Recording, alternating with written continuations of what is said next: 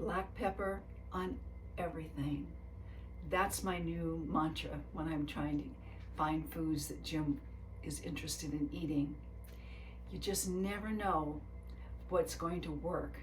And yet when you just keep persisting and going forward, the answers always seem to come. Hi, I'm Jeanne, and today's reflection is quality of life. In my journey with Jim, in Jim's realm, the shifts in quality of life don't feel like leaves falling from the tree until the tree is bare. Instead, it feels like branches suddenly, unexpectedly, breaking away from the trunk. Since I've become concerned about Jim falling, I try to leave him watching TV when I take Sammy for her 10 to 15 minute evening walk. Last night, he didn't want me to go alone, so with my fingers crossed, we headed out. At the end of our block, Jim became very concerned about crossing the road, even when a kind driver stopped to let us walk to the other side.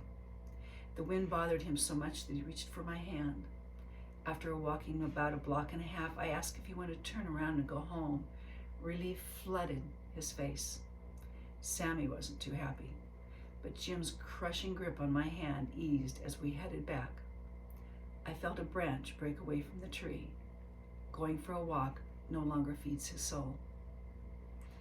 After his daily morning shower, I left Jim brushing his teeth while I made his coffee. When he called out, I found him in the bathroom door with a mouth of foamy toothpaste, asking where to put it.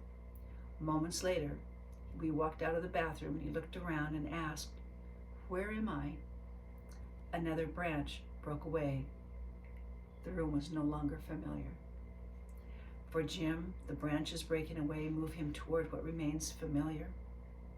His days become more confining and limited as he seeks comfort in what he knows. For me, the branches breaking away move me toward more acceptance of the days without him. Seeing him scared, struggling, and confused is my nudge to hold that shift with full heart.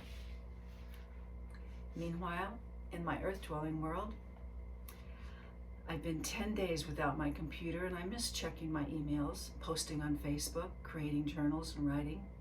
I'm using pen and paper right now. These soul-soothing computer routines have been tossed upside down. The use of my time has changed and I find myself doing things I've been postponing or ignoring. This morning I called Jim's friend, who's also an intuitive biochemist or bioscientist, to order his probiotic mix for Jim's elixir product. I told him about Jim's cognitive shift. I was shaking as I spoke to him, but it felt good to take that action with what had become an energy weight. I'm lighter this afternoon. Hi, I hope you're having a day that's soothing to your soul and just finding little pieces of, contentment, serenity in your days. That's what's happening for me when I'm sitting here with you, and I love you joining our circle. If you have any thoughts about what I'm reading and what I'm saying, please leave a comment. I'd love to hear from you. And if you'd like to just continue getting notifications about my readings, you can hit the subscribe button.